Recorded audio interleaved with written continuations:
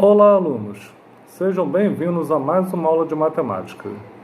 Nessa aula de hoje, nós vamos falar sobre frações, simplificações de frações e frações equivalentes.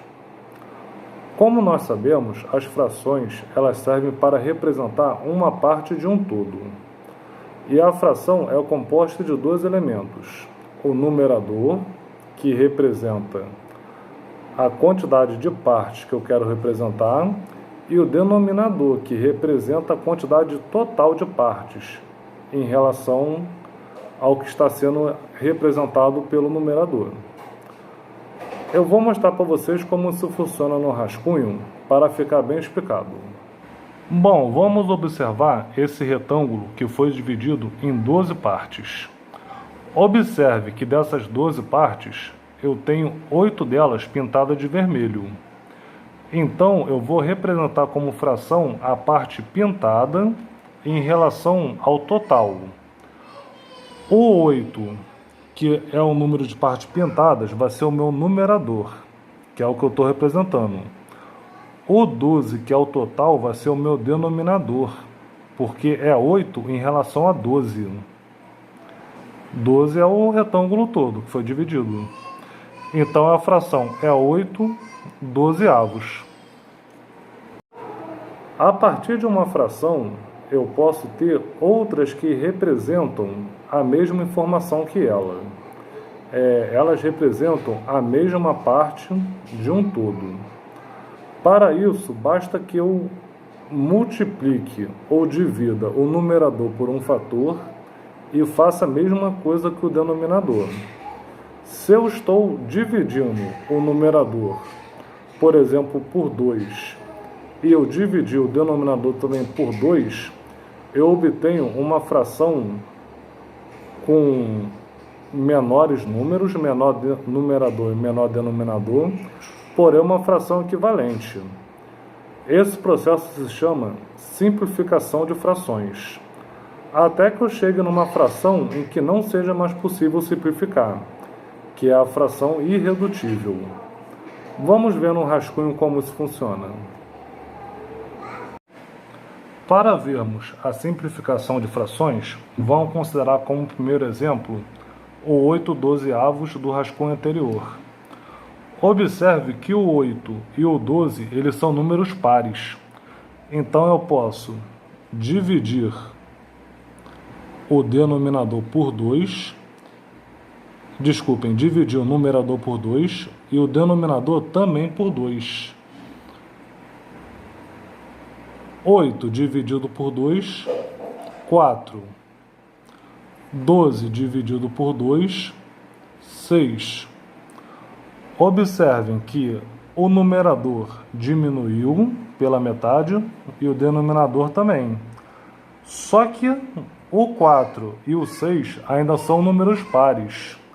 Então, eu posso dividir de novo. O 4 divide por 2 e o 6 divide por 2. 4 dividido por 2, 2. 6 dividido por 2, 3. Obtive os 2/3. O 2 e o 3 são números primos entre si, além de serem números primos. Então, não dá mais para eu dividir por nenhum fator. Esse 2/3 é minha fração irredutível. Fração irredutível.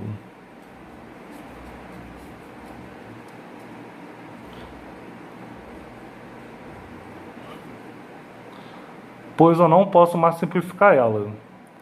E aqui nós temos que 8/12 é equivalente a 4/6 e equivalente a 2/3. Para o nosso segundo exemplo, em relação à simplificação de frações, vamos considerar 18/30. Observe que tanto 18 como 30 são números pares, então nós podemos começar simplificando por 2. Vamos dividir o 18 e o 30. Ambos pelo fator 2. 18 dividido por 2 dá 9. 30 dividido por 2 é 15. 9/15. Eles não são números pares, então nós temos que ver se dá para dividir por outro fator. Se você lembrar da tabuada, tanto 9 como 15 estão na tabuada do 3. Então vamos simplificar por 3 essa fração. O 9 vai dividir por 3 e o 15 vai ser dividido por 3 também. 9 dividido por 3 dá 3. 15 dividido por 3 dá 5. O 3 e o 5 são números primos. Então não dá mais para reduzir eles. Não dá mais para simplificar essa fração. Encontramos o 3/5, que é a fração irredutível. É o resultado final da simplificação do 18/30. Vamos colocar FR, fração irredutível, para simplificar nosso rascunho. Então aí nós temos 3 frações equivalentes: 18/30, 9/15 e 3/5. Do mesmo jeito que nós arrumamos frações equivalentes simplificando uma fração, nós podemos arrumar outras frações equivalentes também multiplicando o numerador por um fator e o denominador pelo mesmo fator. Vamos ver no rascunho como isso funciona.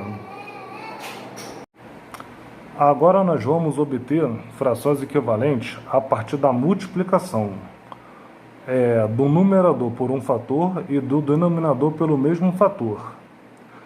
Vamos considerar o 3/7, que por coincidência já é uma fração irredutível, pois tanto o 3 como o 7 são números primos. Nós podemos multiplicar o 3 por qualquer fator. Vamos escolher o 2 para ser uma conta rápida. Multiplicamos o 3 por 2. E para a fração ficar equivalente, vamos multiplicar o 7 por 2 também.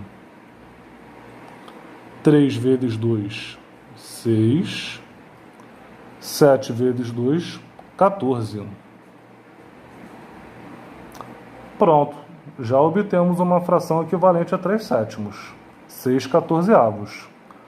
Para obter outras frações, nós podemos multiplicar o 6/14 ou podemos voltar no 3/7. Vamos pegar o 3/7 e vamos multiplicar por um fator 3, por exemplo. O 3 multiplica por 3 e o 7 multiplica por 3. 3 vezes 3, 9. E 7 vezes 3, 21. 9/21. Observe que nós podemos determinar várias frações equivalentes. Nesse rascunho aqui nós obtemos 3 frações equivalentes. Nós obtemos que 3/7, 6/14 e 9/21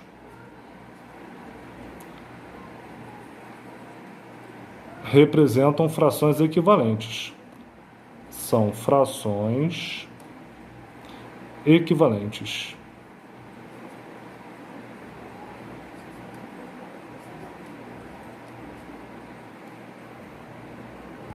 Bom, espero que com essa aula tenha facilitado o entendimento de vocês acerca de frações, especificamente com relação à simplificação e a frações equivalentes, que foi o que eu me propus nessa aula. Se você gostou dessa aula, compartilhe para que outros estudantes tenham a mesma experiência que vocês. E se você ainda não é inscrito no canal, se inscreva para dar uma força no meu trabalho e eu ter uma noção do alcance desse canal, tá bom? Bons estudos e até a próxima aula.